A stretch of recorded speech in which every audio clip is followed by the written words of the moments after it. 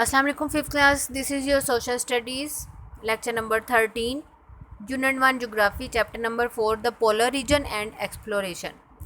Okay, open your books at page number 25. Today we will read the page number 25 to page number 28. Auzubillahi minash shaitanir rajim, bismillahir rahmanir rahim. This is your book, page number 25. The polar regions are the areas the and the south poles. They are found within the Arctic and Antarctic circles. ठीक है, देखें ये हमारी अगर अर्थ है से गोल, तो ये जो ऊपर वाला हिस्सा नॉर्थ एंड साउथ का है ना, यहाँ जो इलाके हैं उनको पोल्स कहा जाता है, north pole and south pole. ये आर्कटिक ओशन और एंटार्क्टिक ओशन जो एंटार्क्टिका और एंटार्क्टिक और आर्कटिक ओशन जो है ये जो है वो दोनों यहाँ पर पाए जाते हैं. These areas are so remote and the climate so harsh that people do not go there very often. They were the last areas of the earth to be explored. The history of these regions is very exciting. Many expeditions have been taken and people have had great adventures trying to reach the two poles. ठीक है, कहते हैं कि ये वो poles, ये वो इलाके हैं जहाँ बहुत कम लोग जाते हैं क्योंकि यहाँ का वेदर वो बहुत हार्श है, यहाँ बहुत ज़्यादा सर्दी होती है. यहाँ पर एक्सप्लोर करने के लिए बहुत कुछ है लेकिन लोग जा नहीं पाते. बहुत से लोग गए भी हैं इन प्लेसेस पे और यहाँ पर जाकर बहुत से एडवेंचर्स भी किए हैं.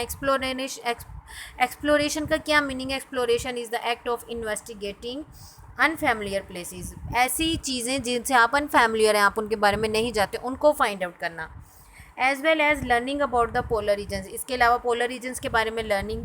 We will also discover more about explorers and exploration in the lesson. इसमें हम एक्सप्लोरेशन भी पढ़ेंगे, दुनिया के हिस्सों को फाइंड आउट किया जो उन्होंने पोल्स की साइड पे और जिन्होंने फाइंड आउट किया, एक्सप्लोर किया, उनके बारे में पढ़ेंगे.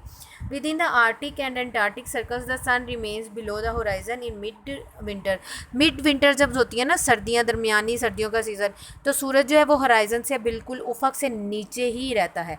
It is dark all the day and all night. तमाम दिन और तमाम रात वहाँ पर फिर अंधेरा रहेगा मिड विंटर में. In mid summer throughout it is extremely cold. The sun remains above the horizon all the time. फिर क्या होता है, मिड समर में बहुत सर्दी होती है और सूरज जो है वो अब होराइजन से अबव रहता है, मतलब वो डूबता ही नहीं है, वहाँ पर फिर दिन रहता है. This is why these regions are called the land of the mid night sun. इसलिए इन इलाकों को आधी रात के सूरज का लैंड, ज़मीन कहा जाता है. द आर्कटिक, पहले हम आर्टिक के बारे में पढ़ेंगे, फिर हम एंटार्क्टिक के बारे में पढ़ेंगे. The Arctic includes parts of Greenland, Norway, Sweden, Finland, Russia, the USA and Canada. ये इलाके आर्टिक रीजन में आते हैं. Around the north pole there is a vast area of the ocean called the Arctic Ocean. This ocean is not like other oceans of the world. It is so cold here that the water is covered by ice and the snow. कहते हैं कि इस तरफ जो है Arctic ocean है जो कि बहुत ठंडा ओशन है और ये पूरा साल जो है बाकी ओशंस की तरह नहीं रहता, ये बहुत ठंडा है और यहाँ का जो पानी है वो हमेशा बर्फ़ से ढका रहता है. The surface of this ice cap looks like land. और ये बर्फ़ की सरफेस ऐसे नज़र आती है जैसे ज़मीन हो, लेकिन ये देखें ये है ही बर्फ़, पानी के ऊपर बर्फ़ ही बर्फ़ है.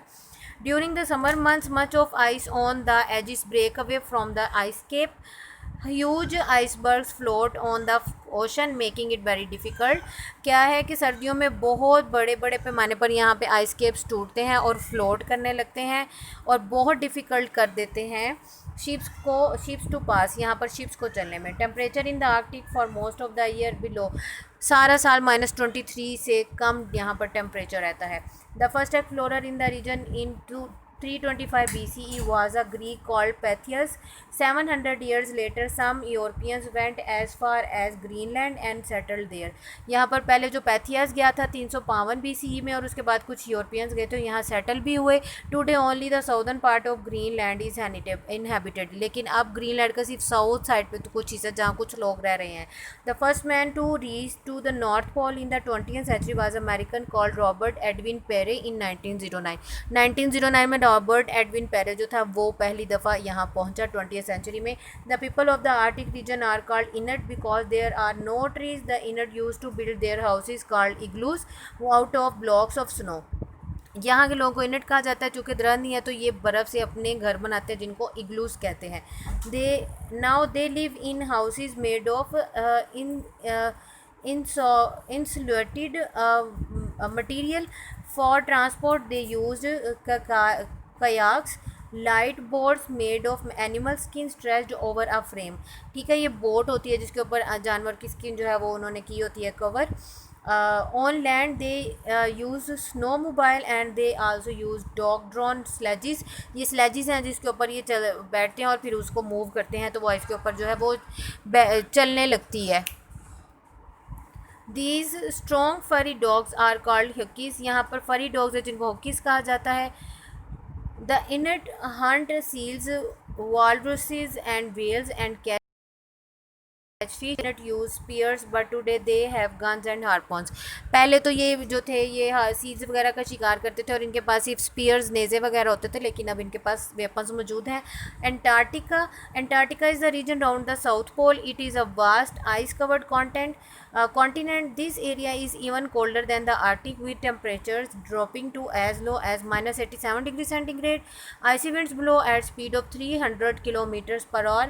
In 1911, a Norwegian called Roald Amundsen was the first man to reach the South Pole। ठीक है, ये जो है आर्कटिक क्वेश्चन से भी ज़्यादा ठंडा इलाका है। यहाँ पर पूरा साल -87 डिग्री टेम्परेचर रहता है। यहाँ तो रहना ही इम्पॉसिबल है। जो पहला यहाँ पे नॉर्वे का बंदा गया था वो जो था वो 1911 में यहाँ पहुँचा था। Antarctica is a large continent separated from the nearest other land mass South America by nearly 1000 kilometers of the roughest ocean in the world. This continent contains almost 90% of the world's ice. यहाँ पर इस continent में दुनिया की 90% बर्फ़ जो है वो मौजूद है और ये बहुत ठंडा है। यहाँ पर 1000 किलोमीटर के बराबर तकरीबन जो है सॉरी